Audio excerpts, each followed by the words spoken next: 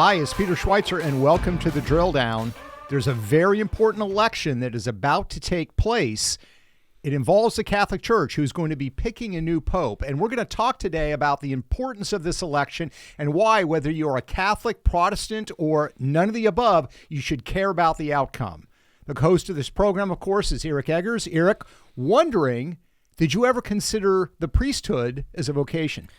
You know, I appreciate the sentiment behind that question, Yeah. Peter, and I'm happy to say that the answer is no. But, you know, in God's wisdom, much like how Jonah tried to avoid Nineveh and ended up kind of there anyway, Yeah. I would say here I am in my mid-40s, and, you know, I'm sort of adjacent to accusations of financial mismanagement and scandalous behavior, but I continue to try to do the right thing and have God use me as a blessing. And some people do call me father. So They do, yeah. Some people do call you father. Well, so we've got this very important conclave that is coming up. It's going to be happening on May the 7th. This is when the senior leadership of the church is going to get together, and they're going to select the next leader of the Catholic Church. And that's important, obviously, if you are a Catholic, but it's also important because it has enormous political implications in the United States. And that's what we're going to focus on today. Very little theology, but we are going to talk about some of the activities that the church has been engaged in, some of the work of the recent Pope, Pope Francis,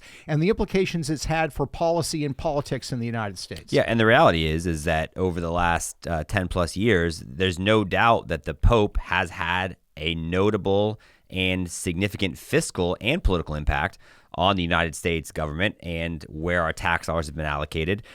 We've got some interesting research about some of the policies that the Pope has advocated for, and some of the presidents have been very much aligned with them, including Barack Obama and Joe Biden. And Donald Trump's been sort of not that way, and that's been a source of a lot of reporting recently. It's fascinating what's about to happen, though, before we kind of get into all that. You was like, how long will this thing last? And so Pope Francis himself was elected during a conclave that lasted 28 hours, which is relatively quick. You know, I wish a U.S. election could be conducted that quickly. The longest it's ever taken in modern history was 5 days. Wow. Pope Pius X.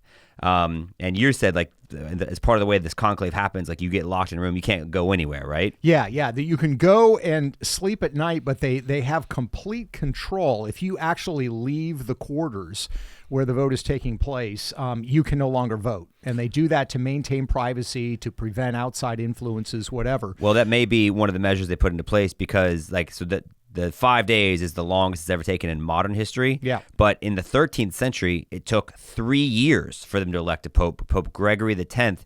It took so long. This is my favorite thing about this. Several of the electors died during the interim period before they picked the Pope. So they said, okay, that's too long. And so now they lock everybody in a room. And so we should expect to hear sometime on May 7th or May 8th. Yeah. And so what we're looking at are the cardinals, right? They're the ones that are going to vote.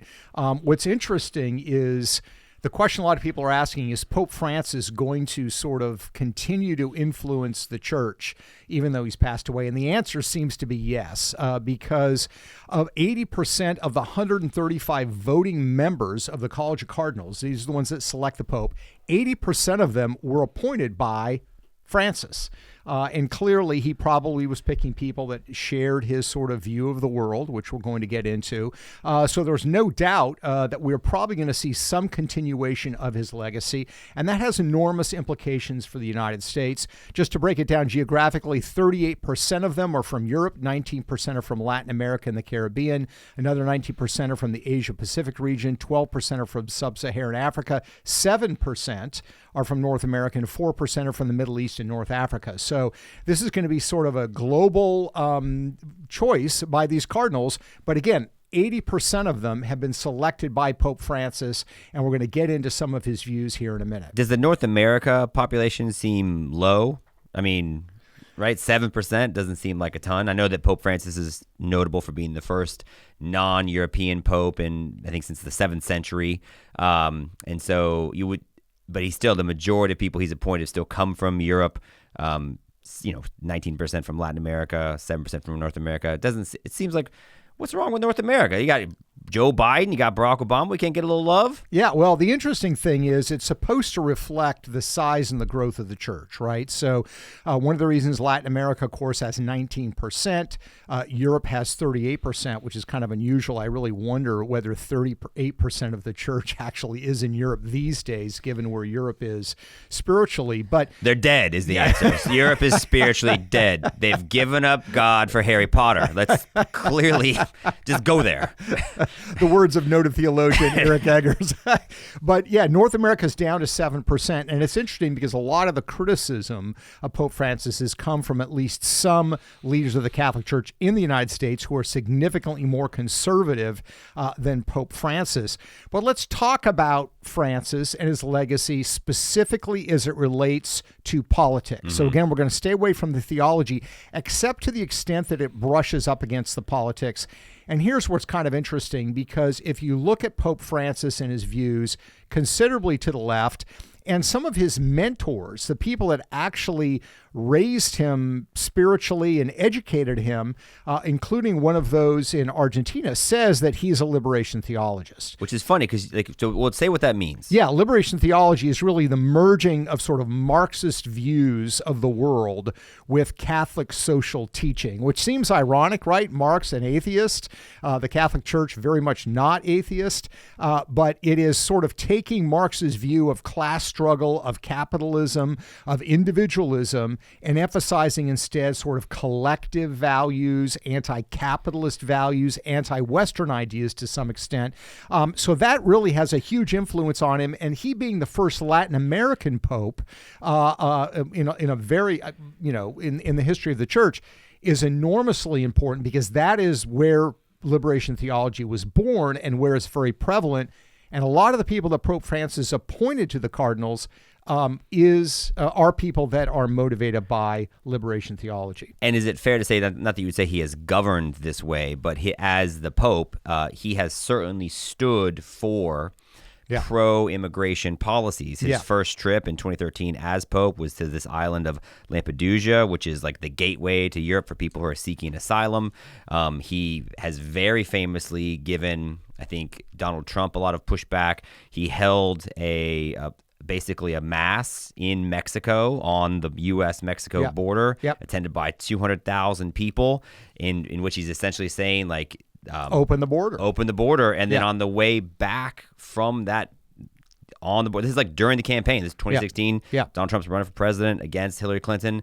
As he's flying back from this mass, he says that, quote, anybody who thinks they should build a wall to keep out migrants is not a Christian. And that's a comment that Donald Trump said was disgusting. But so he actively weighed in on the 2016 presidential campaign against the person who would become president, against the person who is president now. And in that 4 years in between when Donald Trump was president, we did see a significant shift in U.S. immigration policy. We absolutely did. And let's get back to that 2016 election, by the way. Very, very interesting case. A lot of people not aware of. But there were allegations that in 2016, Peter's Purse, which is one of the official charities of the Catholic Church. It's supposed to go to people in need. It's not supposed to go to politicians. But there was an allegation that $1 million was transferred from that charity to the Hillary Clinton campaign. Now, this is not Kooksville, because in fact, the Vatican appointed an accountant, a guy who'd been a senior executive at Delet in Europe for a long time. His name, Libero Malone. And he was called on to investigate this and other financial irregularities at the Vatican that were occurring under Pope Francis in this period, 2016, 2017. He was fired in 2017 without cause. They didn't explain why. And he says it's because he was getting close to the truth of these allegations. So you have this political role that Pope Francis very aggressively has played.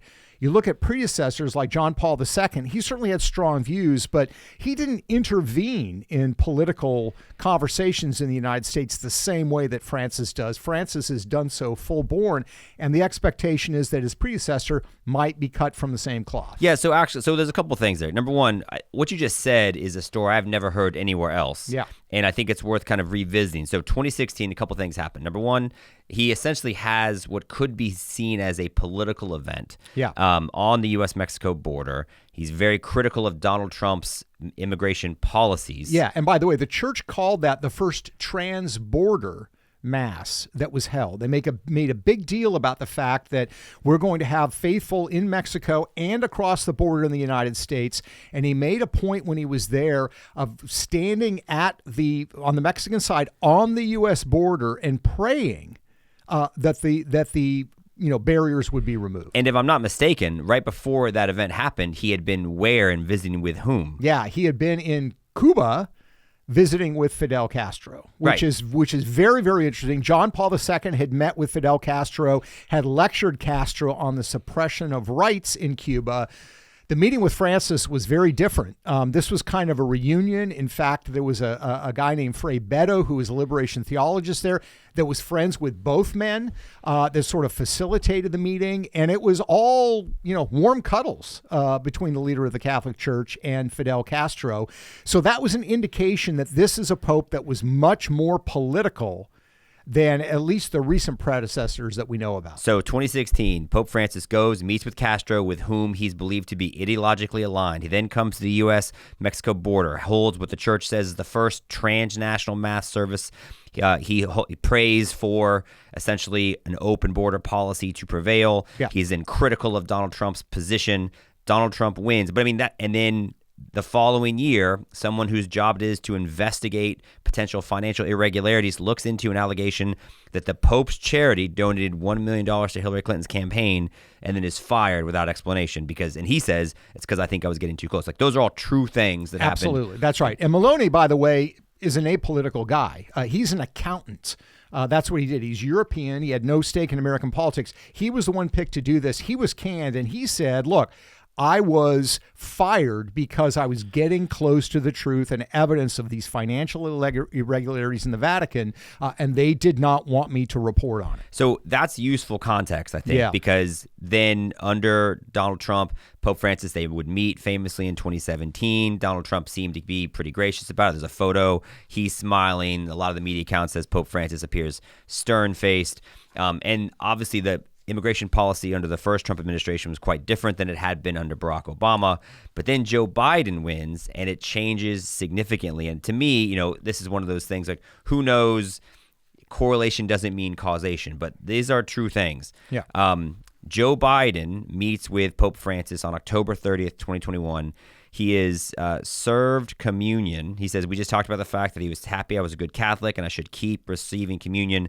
A lot of people say, wait, that's interesting because Joe Biden famously not in line with the church's position on same-sex marriage, not in line with the church's position on abortion. And in 2024, Pope Francis said you have to choose between the lesser of two evils, citing Kamala Harris's stance on abortion as a reason why he's not necessarily a huge fan of hers. Yeah, I like by the way, the sin calculation, right? Okay, I'm going to weigh these sins and I'm going to decide that this sin is less important. I think the term you're looking for is indulgences, Peter Schweizer. But the point you're making, I think, is vitally important, and that is he disagreed with Trump on Trump's migration policy. He was not silent. He put his thumb on the scale. He was outspoken about it. He criticized him in the 2020 election as well in the run-up to that campaign, said that Trump's policies were an abomination, did not have the same sting, even though that Joe Biden also had disagreements with Francis. In this case, on abortion policy, that was less important to Pope Francis than what Trump was doing. So, and it was an effort, I think, clearly to influence the campaign.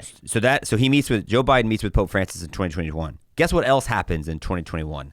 Catholic Charities USA, which is the nonprofit arm of the Catholic Church in the United States, they get selected to serve as the leader for multiple states by Joe Biden's Department of Health and Human Services Office of Refugee Resettlement.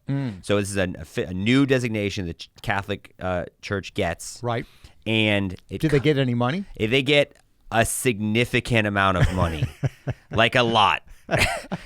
So you can go and pull up these 990s they're broken down into different states, right? And so there's the Dallas chapter of Catholic Charities USA. There's a San Diego chapter. There's a Houston chapter. In 2021, the Dallas chapter of Catholic Charities USA get $43 million reports in revenue. Yeah. Okay. In 2022, they get $140 million. Wow. In 2023, they get $290 million. Wow.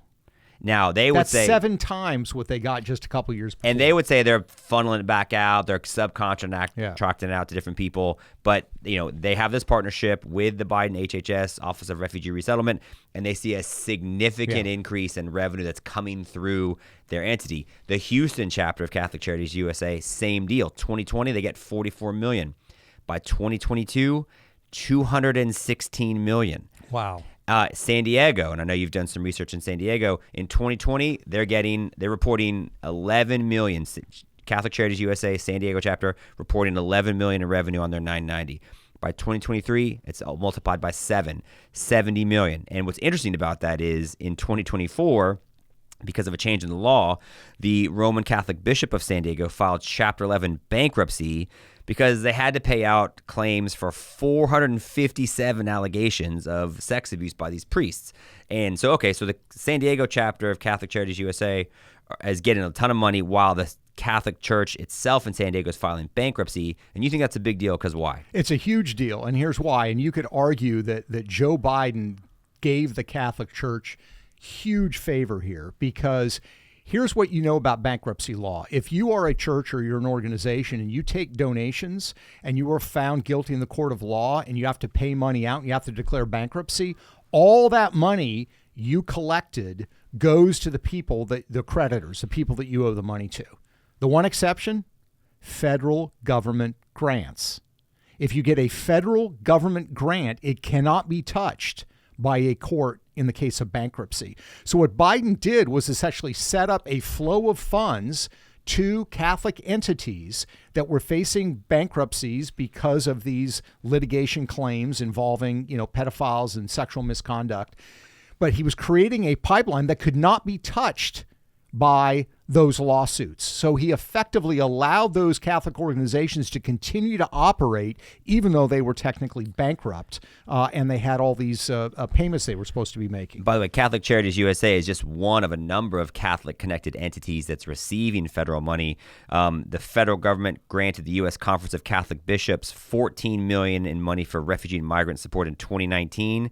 By 2023, government grants totaled $65 million. I've seen some reporting on Philanthropy Roundtable, in other words, that federal support for the Catholic Church for immigration resettlement is somewhere near $500 million. Wow. So, and because it's so disparate and decentralized, they have so many different entities. It's very difficult to get a hard number. We've been looking for a while. And so the fact is there's not like, hey, this is how much they're getting. But what we do know is that under Donald Trump, the spigot has been shut off. They announced that they were freezing aid to the Catholic Church in January as part of the whole Doge reset. Just earlier this month in April, the Catholic bishop said, fine, we're not going to be able to provide these services for immigrants anymore. It's a really shame. So, but it just shows you when you have a president that's aligned with the Pope, or at least that Pope, a significant amount of U.S. federal tax money followed. Yeah, it did. It did. And what's important here to recognize, as we said at the beginning, is the Catholic Church is not just a religious entity. It is operating as a political entity, particularly under Francis. It's picking winners or losers. It's trying to put its thumb on the scale. And then you have political figures that are doing favors for the church in return that are highly beneficial. So the question becomes, does this trend continue with the next pope that we are going to have, or are we going to see some kind of reversion back to the norm of, say, a John Paul II, for example, who again had very strong views. He came from Poland. He was anti-communist. He spoke plainly to Fidel Castro and to the leaders in the Soviet Union, but he didn't really get involved in American domestic politics the way that Pope Francis has. It's unusual, but to your point about that Pope Francis has appointed 80% of the people who are going to be electing the next pope, it wouldn't be a shock to see someone continue in that same ideological vein. Yeah, exactly right. And why that matters is, like, while Donald Trump clearly is unswayed by the political preferences or policy preferences of Pope Francis or whomever the next pope may be, that might not be the case if whoever the next president is, unless Donald Trump finds a way to be president as long as the pope can be, which we'll see. But I think that's it's kind of shocking to see the impact that Pope Francis's advocacy did seem to have on U.S. policy. Yeah, exactly. And, what's interesting, I think, question for the church, I'm not Catholic. I try to, follow events there. But the interesting question for the church is going to be, where is the growth for the church? And the growth has primarily been with more traditional Catholic congregations. Mm-hmm. If you're going to get up, go to church, you're going to go to Mass, you're going to be involved in the church, presumably it's going to be something that represents something a little bit different, something a little unique that is connected to teaching. The more secular congregations, those that engage more in politics, those that water down the teaching, tend to not see the same growth. So if they are inclined to tip the scales politically the way that Francis has, the cost may be that there's a decline. And in fact, in the United States, there has been a decline in church attendance. Part of that is related to some of the church scandals that have happened over the last 20 years. But part of it also seems to be that more traditional Catholics are unhappy with the direction that the church is going. So a lot of balancing there. Ironically, part of it also is COVID. And Yep. that's just a true fact. And again, not to be overly speculative, but church attendance, regardless of denomination, is down post-COVID. And one of the things that we talked about is, the Catholic Church got a not insignificant amount of money actually from the Trump administration. They modified what the regulations were. So I think Politico did report on this. Anywhere between $1.5 and $3 billion went to the Catholic Church. And like a lot of businesses, you get some of that PPP money, but the business hasn't necessarily come back. I don't think it's unfair to say that the immigration boon and the money that's been going to these Catholic charities has been a revenue stream that might supplement money that you would have lost in terms of the lack of COVID money that's gone, the lack of church attendance, congregants money's there. I mean, it's just interesting. And this is not accusatory, it's not derogatory. These are just factors. They're facts. Yeah. They're facts. I mean, look, you're looking at potentially $500 million now drying up with Trump's seizure through Doge of these funds. That's going to have implications. And sort of the question is, we've talked a little bit about the church and what their calculus is. What I would do is challenge American politicians, whoever they are, to say, look, a lot of you that are embracing the Catholic Church as a political instrument, you are funneling money to the Catholic Church for political activities. You are the same ones who lecture about separation of church and state. And to me, you can't really have it both ways. And this, in the area of the Catholic Church and the refugee resettlements and the helping of migrants, to me is the clearest example where you have church and state working in conjunction with each other for the political benefit of the political class, using our taxpayer money to create financial benefit for the Catholic hierarchy. That, to me, is the biggest scandal. It's a big deal. And to put it a different way, it's surprising that there's been a lack of kind of outcry from people on the left about this, because if the opposite was true, if Joel Osteen's over there cashing 9-figure checks and Trump's like, hey, we want you guys to perform this raft of social services, people would have a problem with it. Yeah. And you generally are, the people on the progressives tend to be the ones that have the biggest problem with theology informing policy. Yeah. And yet, for 4 years under Joe Biden, that seems to have happened, and we paid for it, and nobody said too much about it. Yeah. Yeah. Now, here's the irony, by the way, of Pope Francis being especially kind of like open border.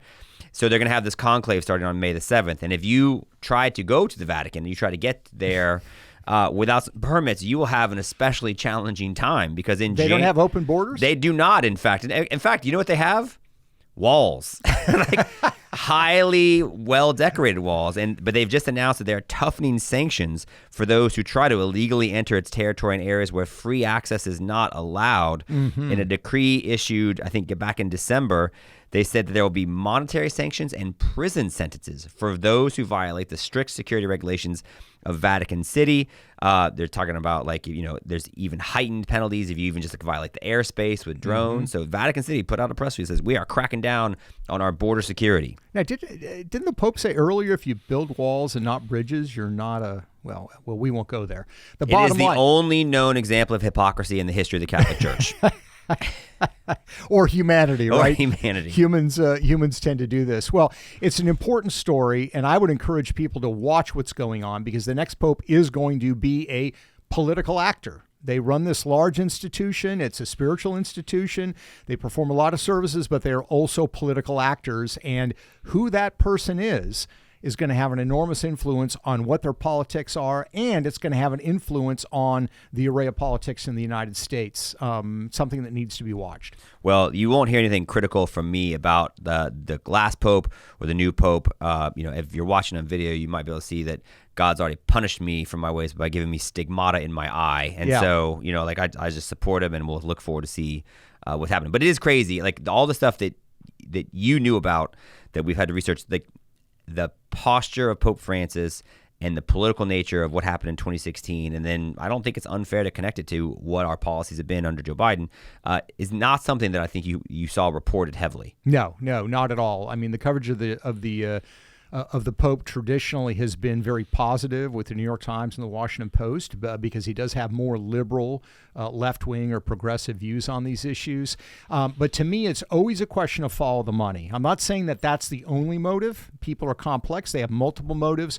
But if you follow the money here, if you follow the ideology here, again, not the theology, but the ideology of this Pope, it certainly influenced the direction that he went and has influenced American politics, and probably the church will continue to do so going forward. Well, we appreciate you as always taking the time to listen to us in this conversation. We want to hear your comments. Please send them to us. You can go to thedrilldown.com to see the kind of research that we're doing. And of course, please subscribe to this podcast wherever fine podcasts are located. Thanks again. Until next time.